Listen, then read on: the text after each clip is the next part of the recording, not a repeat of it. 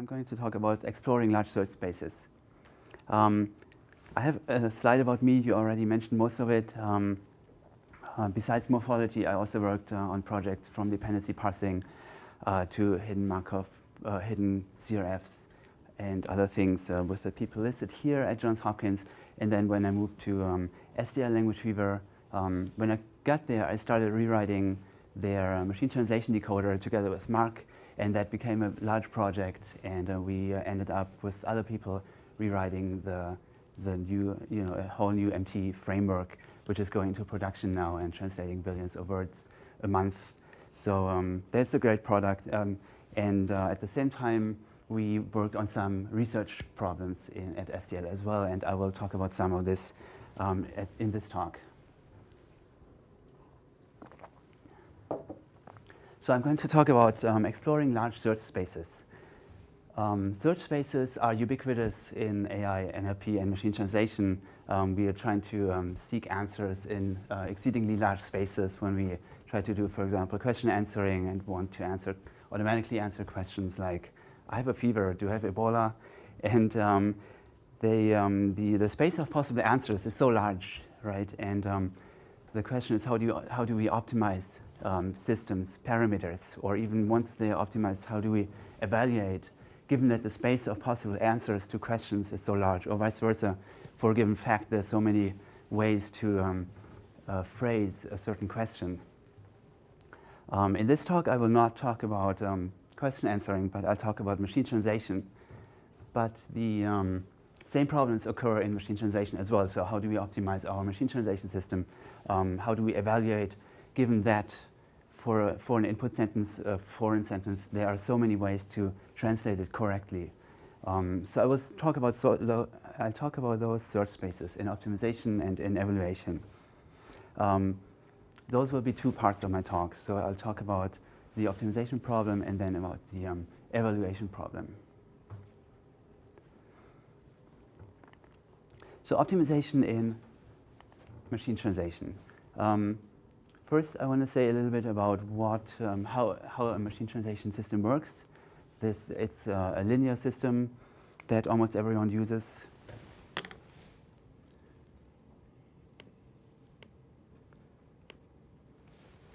So almost everyone uses a linear system where features are predefined that can describe any translation. For example, is the translation faithful to the input? Or is the translation fluent? Is it a fluent output? Or have certain lexical choices been made, like the word hair has been translated to Lord or to Mr. or other things? Have proper nouns been preserved, like here cool goes to cool? And then each feature has a weight. And when a translation comes out, it comes out with feature values for which we can compute the dot product with their weights to get the classification or model score, right? So out of a given machine translation system, we can get this answer, and then generally we can get k best answers.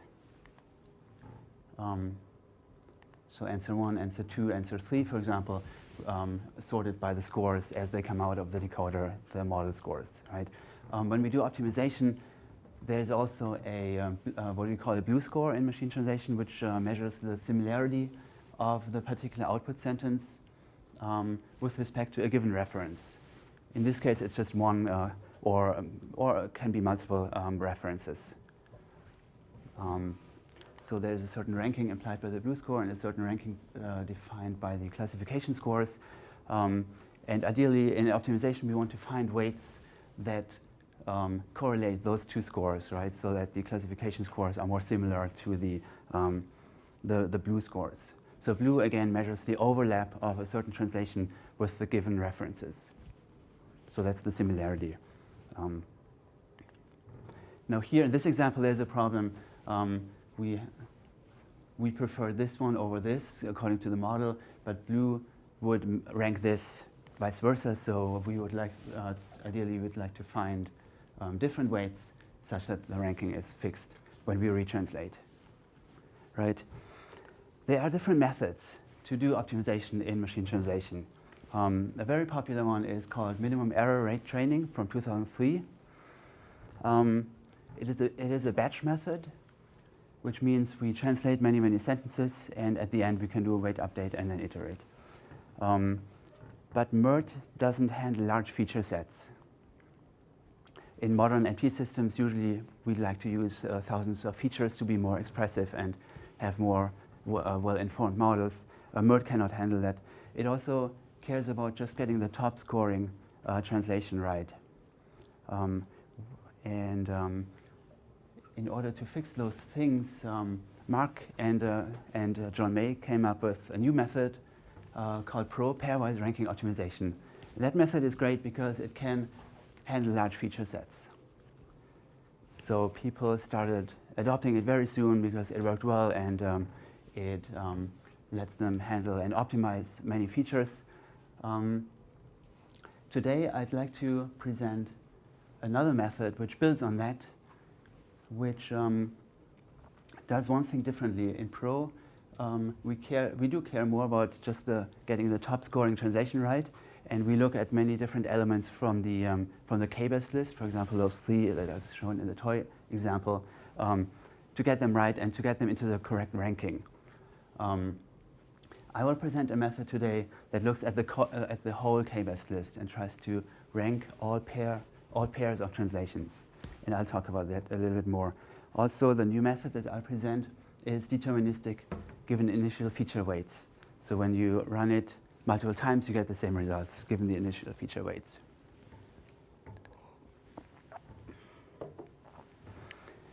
I really like to use the metaphor of an audio sound mixing board when I talk about parameter optimization. So we have many knobs that we can turn with those weights, right? And here we'd like to turn it exactly such that the sound comes out great, and in translation, we want the translations to come out great by using a good set of weights, right? But MERT, again, uses only a small amount of features, so it looks more like this, versus PRO and APRO would look more like this, like a really large mixing board.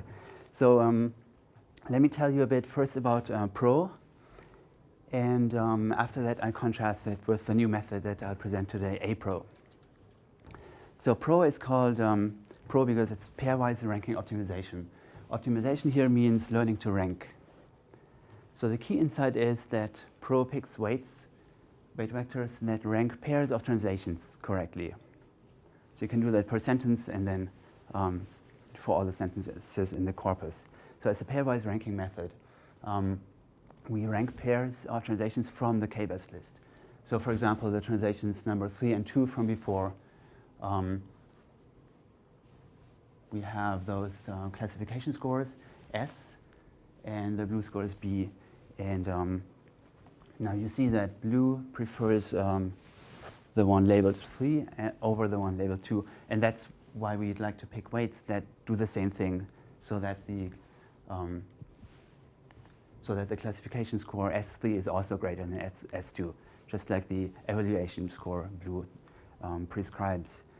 And then if you do some math manipulations, you arrive at this, right? So the weight times this feature vector difference should be greater than 0. So we want weights that make this true, right?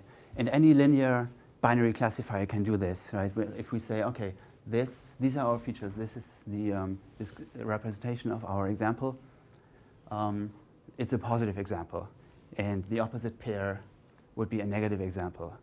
So we can ask any linear binary classifier to find us weights that make those things true. So PRO labels those difference vectors and treats them as examples for any binary classifier.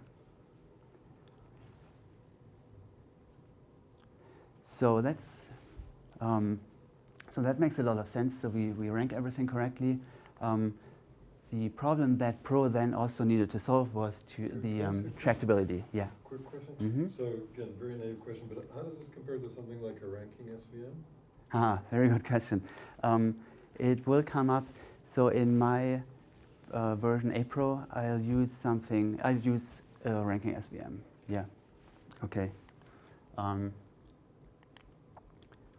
on this one, you could train a regular SVM, right, on those examples. But it would be too expensive if you use all examples. And that's the tractability problem that was solved with Pro. So again, you have, if you have a k-based list, you have k-squared pairs, right? And Joachims in 2002 did this on smaller data sets, just get all these examples and train an SVM in that case. But it'll be too expensive for machine translation. So the solution that Pro adopted was to subsample. And there is a procedure here for sampling so that we have a smaller space on which we can run the binary classifier. We subsample translation pairs based on the blue difference. So the procedure is like this. You first get up to n, say 5,000 out of those millions of pairs for each sentence. And there are rules for selecting, right? So if they're too similar, then they're discarded in the process.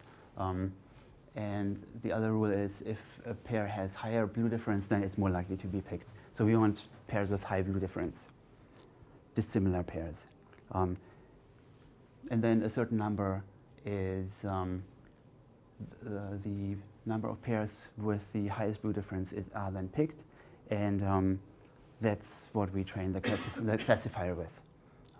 So this has 3 parameters, and I'll get back to this later.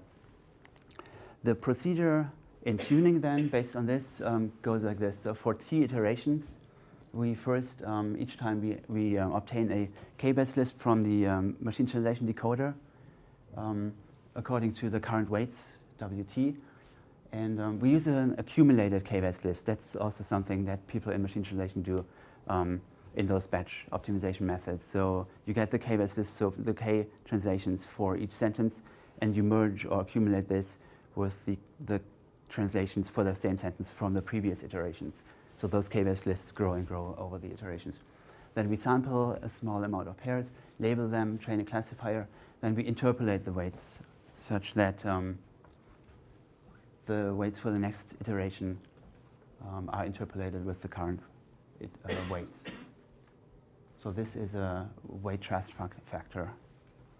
So the limitations of these methods are that it uses small subsampling.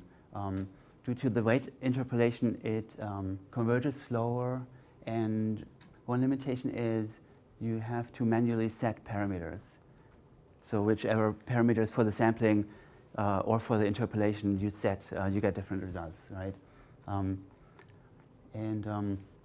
So today I'd like to present a tuning method that, just like Pro, can also handle lots of features, and it adds a few advantages though.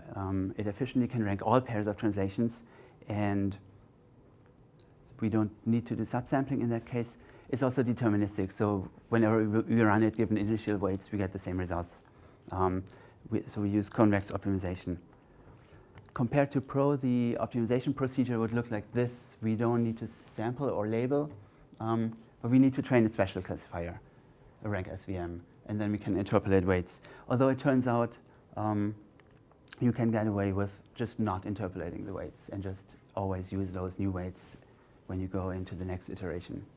Yeah?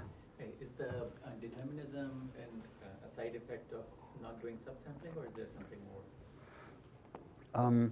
Yeah, it is because of subsampling, and then also because I'm doing convex optimization. So given a k-based list, I have a loss which I can minimize exactly. MERT, for example, MERT would be a greedy optimization where you also get different results on any run. It doesn't do sampling, but it would be greedy and adds randomness because it's greedy. Multiple restarts. But here you don't need to do this. Okay, so I'd like to explain APRO. First, a definition. The set P is the set of all pairs, J and J prime, for example, the translation 3 and 2 that we looked at before, for which the blue score of the first element in the pair is greater than the blue score for the second element in the pair. Again, an example here. So there are 9 possible pairs. If we have a 3-best list only, usually they're much larger, in the order of thousands, or up to 1,000 usually. And for those 3, the condition is true, right? The blue score for 2 is higher than the blue score for 3. 2 versus 3. right? Okay, so that's the set P. Now we'd like to optimize a certain loss here. So for a given sentence, I'm going to optimize the pairwise hinge loss. So it's like this, where I'll explain this loss a bit more. So that's the loss for a given sentence, and then for a whole corpus, we sum up all sentence-based losses, and we divide by the number of all pairs. So it's going to be an average loss per pair in P. And that turns out is important because, as I said before, when you go from iteration to iteration, the k-best list grows because we have accumulated k-best lists. And at some point, the regularizer would be drowned out by all those many, many pairs. So we have an average pairwise hinge loss. And what that means is explained here. Again, S is this classification or model score, right? So for each pair out of P, for which the first element has a higher blue score than the second element, we sum. And what we sum is this loss, right? Okay, can't see this. So we want Sj to be higher than Sj prime because Pj is also higher than the blue score for the second element, right? So for example, on this one, we would incur a loss because the second one would not be higher as required. Even for this one, we incur a loss because the second one isn't lower, is lower but not by a large enough margin. So it's a large margin method. Let's just separate them by some large margin. This one is okay. So that's just an example of how to read this loss function. The number 1 there, is that the parameter in the model? It's not a parameter.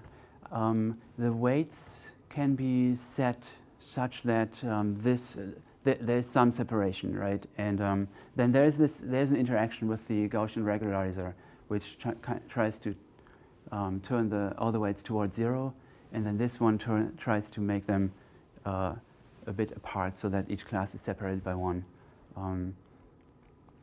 So it's just set to 1, so that there's, and you can scale your weight vector accordingly. Do the features have to be normalized in some way?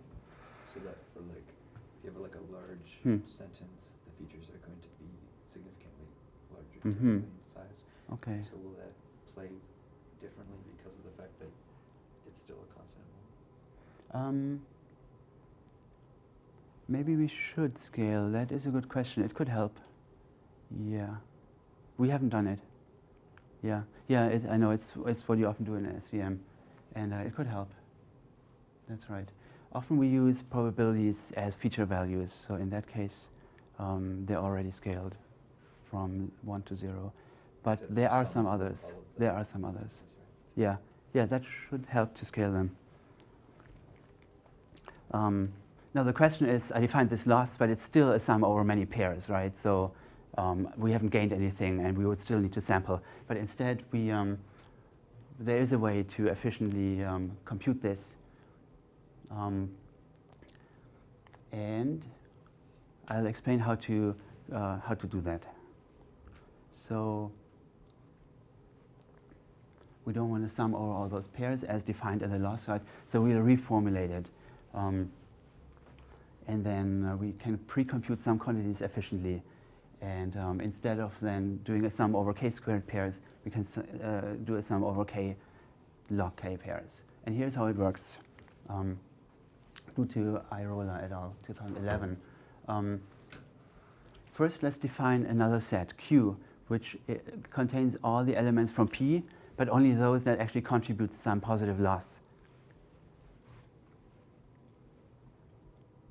So the max prevented any negative loss. So if we just sum for everything that actually has a positive loss, then we don't need the max, and we just sum over 1 minus Sj plus Sj prime.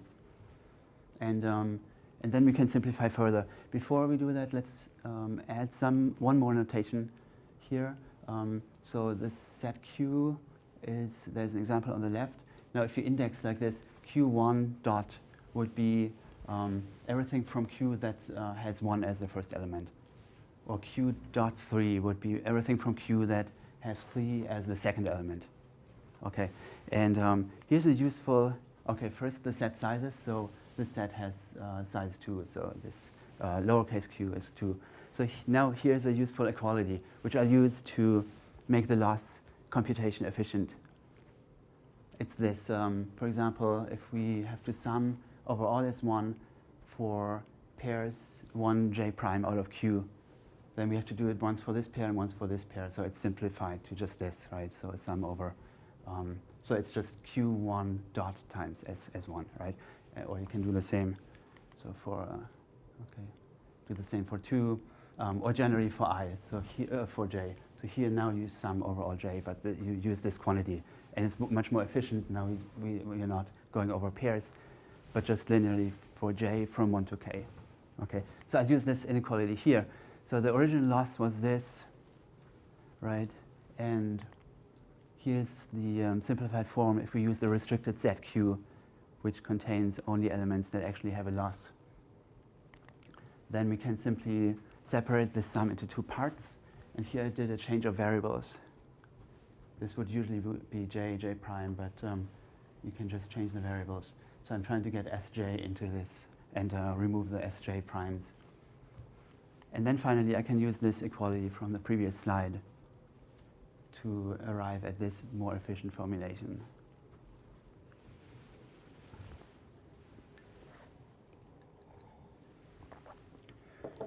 That's from the ranking literature? Yeah. So yeah, so I didn't invent it. This is due to iRoller 2011.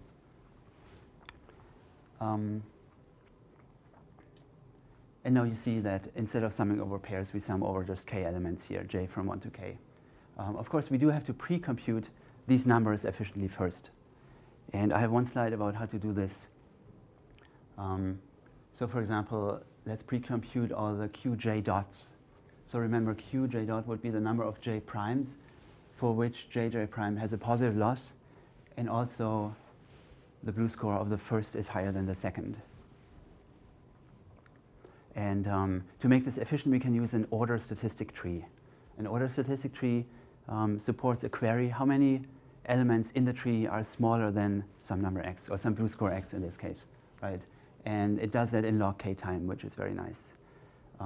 So now we can, this is very simple, this is simplified, but for each translation from 1 to k, we can put in all the blue scores of j primes for which there is a loss for the pair, put them in the tree, and then you get the blue scores that are smaller than the blue score of element j. And this looks like k squared log k, but actually for each j, due to the sorting trick, you don't need to go over all the j primes. You go over all j primes overall once. I could explain the details, but it's probably not necessary to understand. And the important thing is that we can compute this in k log k time to this order statistic tree.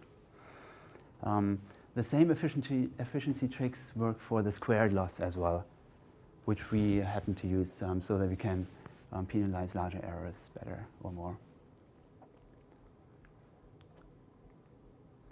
And now I'd like to talk about some experiments that we ran with this. So the baseline here, so as a baseline we train standard machine translation systems, phrase-based systems using 5-gram language models and standard features that everyone uses in MT, and 20 of them, and thousands of lexicalized features. Like in my first example, hair has been translated as Lord, and then you can instantiate that for many others. I'll get results for 6 different language pairs: Arabic to English, Chinese to English. Those are public data sets from Bolt. And then 4 other language pairs for which the training data has been sampled from our in-house data. For the optimization, feature weight optimization, I'm going to compare Pro and APRO. For Pro, I use the recommended settings from the paper, and I tune for up to 30 iterations. With K is 500 or 1500 is for our Arabic English set. Yeah. So what is the training data here? Like you're given a foreign sentence and a human gives you a English sentence? That's right. Yeah, yeah. And then you have say 5 million of those pairs. And when you say k-best, how are you, so the Mhm. algorithm generates k-best and then the blue score is Yeah. is a separate algorithm that's assigning these scores? There's no human That's involvement right. there? That's right, yeah. No human involvement. Yeah, so the baseline here is trained on 100 million words on those 4 language pairs. And that's about 5 million sentence pairs, like you said. And we align those words, and we extract phrases and extract features, and then we optimize on a smaller development data set, which is typically which for those 4 languages, for 3 out of them, our dev set is 1,000 sentence pairs, and for the others it's around 3,000 sentence pairs, on which we optimize the feature weights. And K is set in advance, so before you start the tuning, you say, okay, I want K just to be 500, say, or 1,000.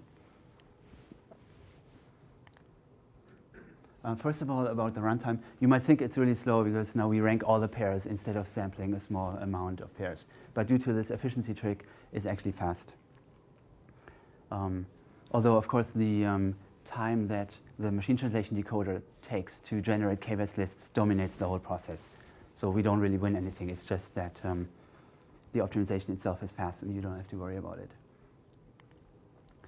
So this is after 10 iterations, the difference in blue scores. So that's not converged yet, but this is a good indication of how fast we are approaching convergence. So when you tune for 30 iterations, but look at the test blue scores, how well we can translate the test set so far, then at that point, APRO is way ahead of PRO. So it's, for example, about 1 blue point higher than Arabic English at that point. So that's great to have a tuning method that converges fast, so you don't have to wait that long. Now, at convergence, the blue differences are smaller, between 0.6 or so to 0.25-ish. And so this shows APRO is similar or better than PRO in terms of the translation quality on the test example. But if you look, there's a big advantage of using PRO, not just that it converges fast, so the whole procedure doesn't take as many iterations, but also we remove the 3 sampling parameters, so you don't have to worry about setting those by hand. And we, as you will see, we can remove the interpolation parameter as well. So the best optimization method is one that you don't have to meta-optimize, right?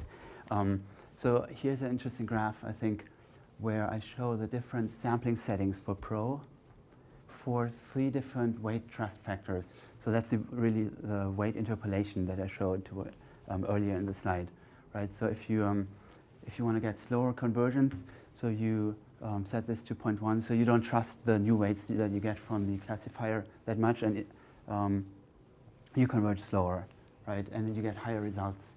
These are 8 different PRO systems with 8 different sampling settings for this weight trust factor. Mm-hmm. Sorry, because I'm not familiar with machine translation, I'm Mm-hmm. a little bit confused, maybe in the previous slides. So if you go back to slide 51, it sounds like you're saying after 10 iterations, we see some substantial wins due to APRO, but then by 30, Mm-hmm. which is shown on the next slide, PRO kind of catches up. Yeah.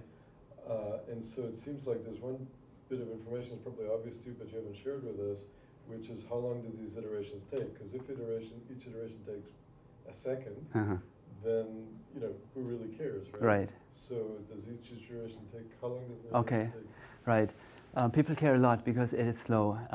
So in tuning, we don't do much or any pruning. So we decode really, really slow, and it can take per iteration 1 or a few hours on 20 machines, say. So it's a huge computational effort. So you want to converge fast so you don't have to go through that many of those. So the idea is that you would, the way you'd use this in practice is you would just use APRO and stop after, say, 10 iterations? Or Sure, or maybe after 15 or 20. after 15 or 20? So you can have let's see, you can observe, in each iteration you can see what the quality is, and then my point is it'll level off much faster for APRO, and then you can stop when it determine levels based off. on the delta. Yeah. And how often is this done? In other words, is this part of the mainline experimental process? Yeah. So if you develop now some other new method, you want to, you always need to retrain and retune. So if you're a machine translation researcher, you have some new idea, you usually train many systems with different parameters, and for each one you have to go through this tuning. So that's a huge hassle for a practitioner, right? So if we cut that time in half, that's very good progress. Yeah. I got another question. Yeah. Can you go back to the previous slide? Mm-hmm. So for this curve, the blue score difference against the different language pairs, does it correlate with the training set size?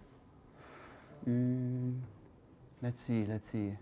Like, there's like very little difference between, in Chinese and English. Yeah. I suppose the training size is like pretty big, and pro samples even after sampling. Yeah. Because the training size is big enough, you can still Right. get the most out of it. So when pro samples, it samples always from the k-squared number of pairs, right? So that stays constant no matter how many samples how many sentences you have. But it's true now that you ask. For those three, we used about 1,000 sentences development data, and here they were larger. So it's possible that for some reason, if you have smaller development data, APRO helps more. That would require more experimentation to find out if that's true.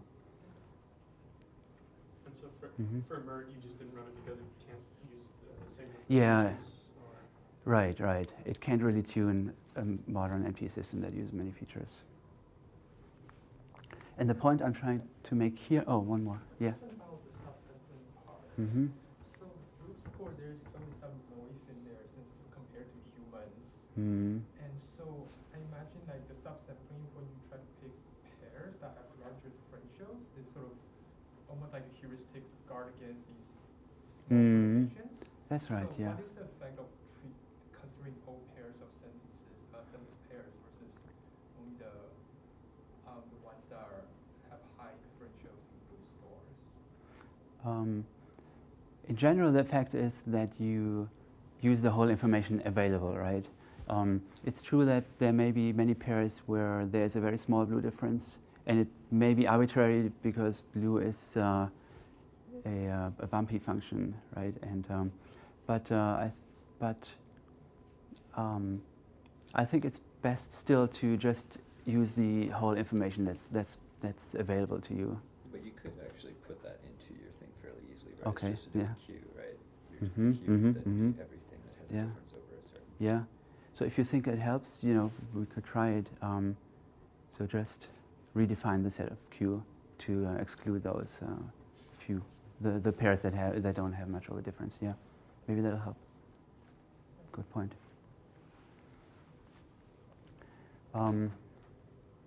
Okay, so in this graph you want to be here because this converges faster if you just go with the new weights that you get in each iteration and not be drawn back to the previous weights of the previous iteration.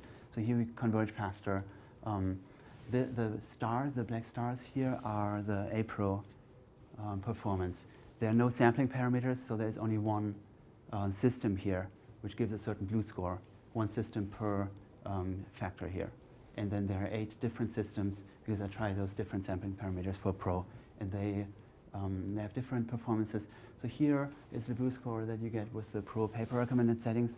So now if you wanted to optimize it, you would have to do some kind of grid search, right, with Pro and say, okay, maybe there are some sampling parameters that work better or worse. But that wouldn't be practical because, again, each tuning takes a long time. And so just to make this graph, I let 500 machines run for 12 hours. So it's a lot. It's a lot of computation. So the point is really that APRO kind of helps the pairwise ranking method to reach its full potential, and you don't have to worry about setting those hyperparameters, and we get consistent results. So to conclude this part of the talk, we use pairwise ranking just like Pro, and we can do it efficiently in k log k times, and we get rid of 4 parameters to tune or to meta optimize. We converge fast, and it's deterministic given initial feature weights. So for each Pro result, actually in my blue graphs, I ran Pro twice because just like MERT and many other methods, it gives different results whenever you run it, even with the same parameters. And we have also some small blue improvements, but the main point really is that we remove the parameters, and just out of the box we get a good result. Any more questions about the optimization? The second part is a little bit shorter, so we're, I think, still good in time. Okay. So the second part, still about large search spaces, is how to score translation outputs against the correct translations. I'm going to present a new approach to evaluating human and also machine translations. And why are evaluation methods important?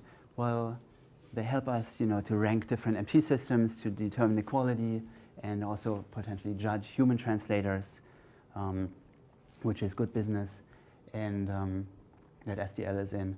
We, evaluation methods also help in hill climbing and tuning systems. So in the previous part of this talk, I've used blue, and there are some other methods and a new method that I will present here. There are problems with current automatic methods. So again, blue is the most popular one, so that's why I used it in the previous part of the talk.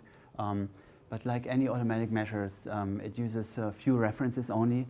So we've seen there are one or maybe a handful of references, and it has been shown they don't correlate very well with human judgments. Now, human measures also exist for machine translation to evaluate MT output, but they are not instantaneous. You have to wait until you get the result back, and also there's not much inter-annotator agreement. So 2 different people give you the two different results. So I'd like to propose a new hybrid method, which is between automatic and human. Let me explain the current automatic methods a little bit more. So let's say this gray circle represents the space of all correct translations for a given sentence. Now, when we use automatic methods, typically we populate this very sparsely with 1 or a handful of correct translations that are known for the input sentence that we test on in our test data. So that's the preparation step. Unfortunately, the meaning is poorly represented, obviously, because the space of all correct translations would be much, much larger, just like the space of all correct answers to a question, or the space of all possible ways to formulate a question for a given fact, right? So meaning is poorly represented, and to evaluate, though, we score this automatically. So if a translation candidate is outside of the circle, it's incorrect. And if it's inside, it would be correct. But here in this example, the one inside gets a worse score. There is a higher distance to the reference, because just we didn't populate the whole space. So bad translations may appear better than good ones. Now, human measures are very different. We don't have any preparation phase. And at evaluation time, we get those translation candidates, and we sort of write in the translation, the correct translation that is preferable here. But of course, there's lack of annotator agreement, so if 2 different people give you 2 different results and 2 different scores. So now the new method that I propose pre-populates the space of all correct translations as a preparation phase. Yes, in practice, it also takes a long time. And we represent them with a compact network structure, as I will explain. Then once we have done that, at evaluation time, we can be automatic. So there's an extensive human preparation phase, and then we can score automatically, just like any other automatic method. And the good thing is the correct translation now gets at 0 distance to those points. So there's no error, and we can recognize that. And anything else gets a measurable distance to the circle, to the correct translations. In practice, we cannot be completely perfect. So we have seen in the experiments that we ran, where we asked annotators to create such networks, There are still always missing translations and maybe some odd translations. But overall, you will see that it makes sense and you can get good results using this method. Now, again, the comparison to HTER, which is the popular human method. HTER means human translation edit rate. And the new method I propose is called HYDR, hybrid translation edit rate. So the difference now is that while both give intuitive scores and have an extensive human component, but we move this human component to the preparation phase. So at evaluation time, the evaluation can be instantaneous and reproducible. The advantages and disadvantages are listed here. So HYDR has only advantages. Okay. How about speed of preparation? Oh, okay. I forgot to mention that. So, right. No, I was planning to. That went by rather quickly. So by automatic here, you mean blue? Because HYDR is also automatic in that sense. Yes. Yeah. So automatic, I mean blue and related, blue and friends. There are methods like Meteor and Terp. Okay. So intuitive scores means it's a good translation. It gets a 0 error, right? So you understand the meaning. And these networks, so to say, capture meaning. I have some more slides about this. Because they just, for any concept in the sentence, they express the different ways of saying them.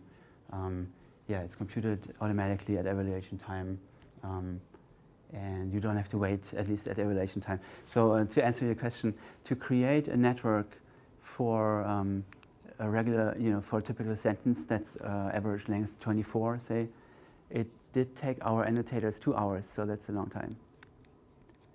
So to prepare a whole test set of 500 or 1,000 sentences, that is the disadvantage. It's going to be expensive to prepare. But if you want to measure, let's say you have a test set, like NIST, they have a progress test set. It's just prepared. It stays the same over the years. And every year they measure universities and other groups who have MT systems that improve over the years. They measure them against the same test set, which is kept secret. So for those things, it'll make sense to just once prepare, do this expensive preparation, and then you can always compute the score automatically. Yeah. So I guess the trick is this compact way of representing. Yeah, I'll talk about this. Okay, let's talk about this. So just one more quick question. So it seems like there's an inherent assumption here that's probably right. I'm just kind of testing my understanding. So it seems like if you do this, then there's a question here about generalization. You're assuming that what you see in the sample is going to generalize well to other sentences, and I guess blue is assuming that too. What I'm trying to say is, in the old, the advantage of this is clear, right? You do that work up front, and then you can amortize that human cost over lots of parameter settings and iterations. The disadvantage is that the number of sentences whose translation was actually looked at, the number of source sentences whose translation was looked at by human, is relatively smaller compared to if you really did it manually, right? Because for each source sentence you're doing, I don't know, hundreds or thousands of translations, whereas in the standard manual method, it's one-to-one. Right. So the assumption here is that this is going to generalize. Did you measure that directly, or how do you validate that assumption? So you're saying that because it's expensive, people would use smaller test sets, right? So we would probably just... Compared to the manual. Because otherwise you can have, cheaply you can prepare large test sets. For each source, you're doing, I don't know what your factor is to fill in the green dots. Is it 100 or 1,000? How many? That's coming up. Okay. It'll surprise you. It's not 100 or 1,000. It's more. Right, but the point, right? So the number of source sentences in this methodology is much smaller. If you go back to the slide with the advantages and disadvantages, I guess one way to say what I'm saying is I'm claiming that at least potentially there's a major disadvantage of HYDR compared to a manual approach, which is that the number of source sentences Right. evaluated Okay. is substantially smaller. Mm-hmm, mm-hmm. Yeah, so I didn't directly look at that. You can always, well, people already use, sets of, say, 500 to 1,000 sentences. So there's an established size of typical test sets. And so I would argue you just spend the money to create a test set of that size. So yeah, that would answer the question. I mean, you want something that's significant enough, and I argue you can still get that using this method. And I said, but I mean, if you have that money, you could also spend it to annotate. okay, a yeah, larger so that test would be set. interesting to A look fair at. comparison would be, I've got a budget Yeah. of $100,000. Which one wins? Okay, But okay. yeah, that makes sorry. sense. Yeah, I'm yeah. just pointing out as a trade-off. Okay, so it might be, so I don't have numbers, but it could be that once you test on 1,000 sentences, you don't get less accurate results than testing on 2,000 or 3,000. I would argue, but I don't have the numbers to Right, support so that. that's the That's question. the It's about question. generalization, exactly. Yeah, From okay. this. Yeah, good. Okay, so again, the key idea is to store exponential numbers of translations, references also called, and then we can evaluate automatically. Now, here a slide about how we create such networks. We created a user interface for annotators. So up here you see a source sentence in French, and then annotators can pick parts of that sentence. And create partial translations for them, and they can recursively combine them. For example, tous les conférences would be translated as all conferences, for example, or all the conferences, right? And then if you expand the phrase, à tous les conférences, you say throughout, and you reuse this throughout all conferences, throughout all the conferences. So this is how annotators can do it. And so this particular, to create this configuration, this would probably not take very long. I did it, and just making this took a few minutes. And what do you think, how many translations are already encoded in this? It's more than a few hundred. It's already 1,440 through the combinatorial explosion of the different possibilities per phrase. Sound really stilted, right? What's that? And some of those are going to sound really stilted. Some of those 14. Let's see. The essential theme, strengthening and empowerment. You're right. I made this. I'm not a native speaker. But it's true there are always some odd translations. And you need to be kind of skilled to create proper networks that don't have too many odd-sounding paraphrases in there. So that was really a problem. So annotators wanted to be ambitious and just added all the paraphrases per word. And then the more you add, the more odd it sounds. So you need to be careful as an annotator.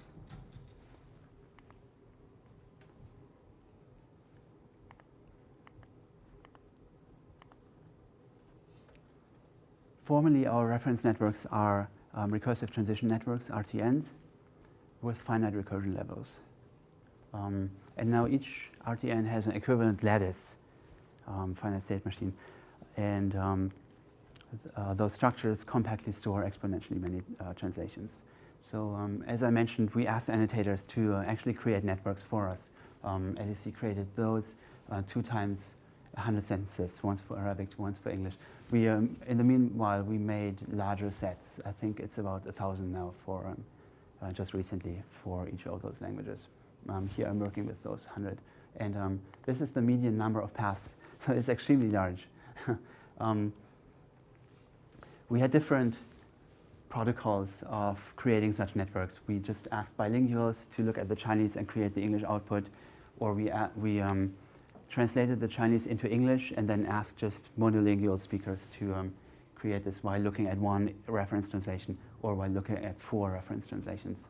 And when we give them 4 reference translations, naturally they create larger networks. But in general, monolingual speakers created larger networks. But it's very surprising. It was very surprising to me in the beginning that there are so many translations. But again, through the combinatorial explosion, and if you have a 20-word sentence, this makes sense if you think about it.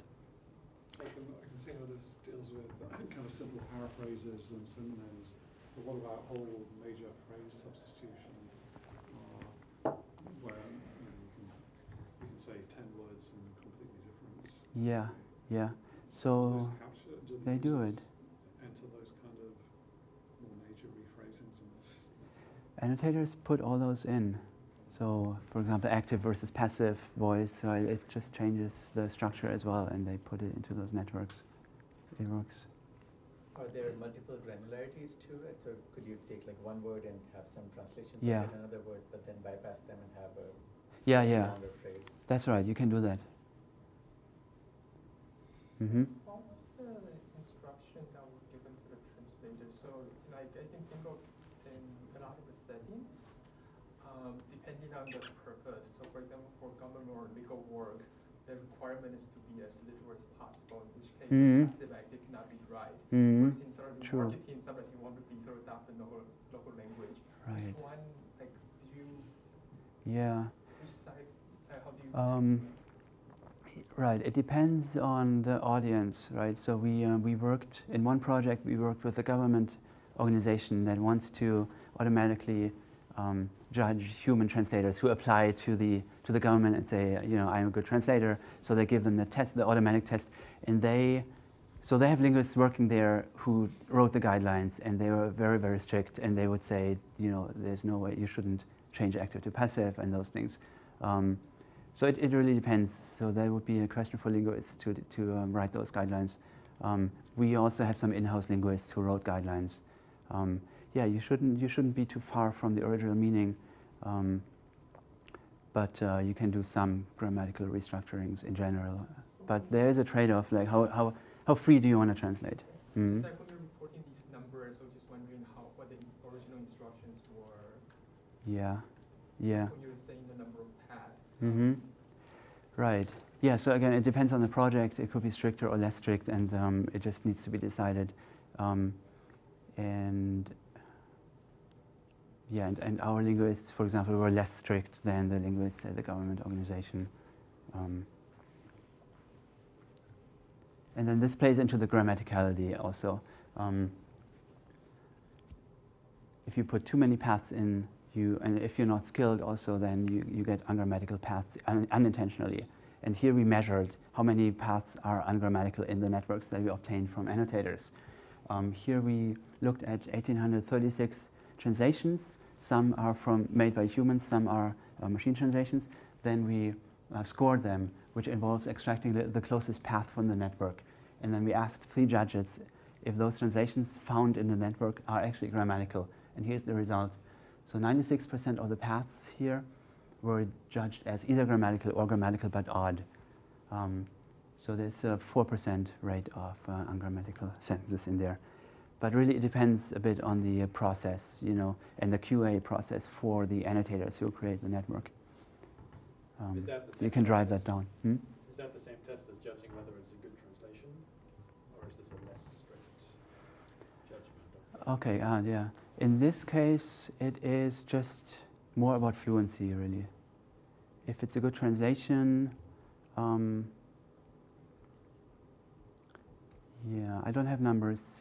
Typically, I looked at many of those paths, and from my experience, they are good translations.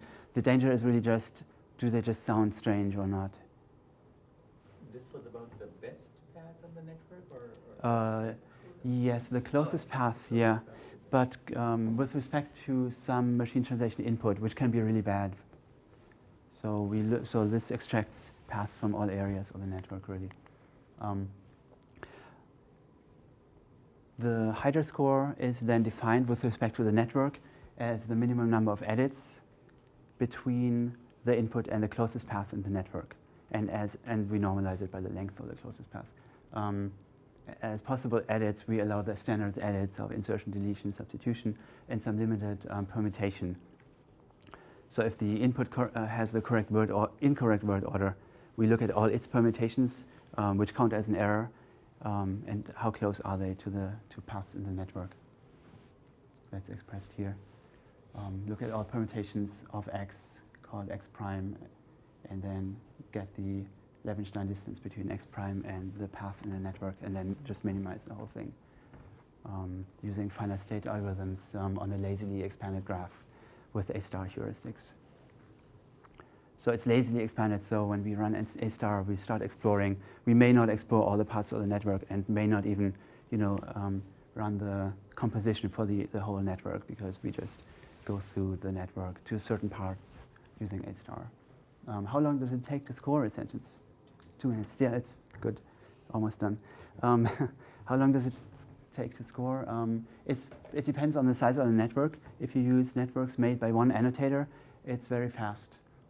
It also depends on k, which is the window of permutation that we allow. If you use k equals 1, you can still score everything. It just means that when the input sentence had a wrong order, it needs to be matched against the network by using more substitutions and insertions, deletions. If you use very large networks, it can get slow in our with the algorithm we used. If you use more, the more reordering you use. So this is really like post-editing, right? So you have some network with millions of paths. I list, or maybe for a short sentence, it could just be hundreds. I list a few here, and we identify the closest one to the translation candidate. And then you can even see the errors. So that's something that linguists like a lot, right? Where you see what's actually wrong with the translation, because you can compare it to the closest path, and you see, oh, the article has been omitted here. Quickly, some results. Does Hyder rank empty systems the same way humans rank them? And in our experiment here, we tried to rank 5 MT systems according to different metrics, like Likert and HTR or HTR, which are human metrics. So it's the gold standard, and those are all automatic methods, different versions of Hyder. So this is, so to say, the gold standard ranking from the human scores. And we can see that we got the same ranking in our experiment, whereas some of the automatic scores didn't get the right ranking here. And the other question that I wanted to look at is, does Hyder correlate well with HTUR, with this human evaluation method? And the answer is it does. They all correlate well in our experiment if the corpus is larger, but if you want to score single sentences or batches of small sentences, then Hyder, the green lines, correspond or correlate better with HTUR than other metrics. So in my first part of the talk, I did talk about evaluation score based on single sentences, so that would be this. So in those cases, Hyder correlates better with human judgments.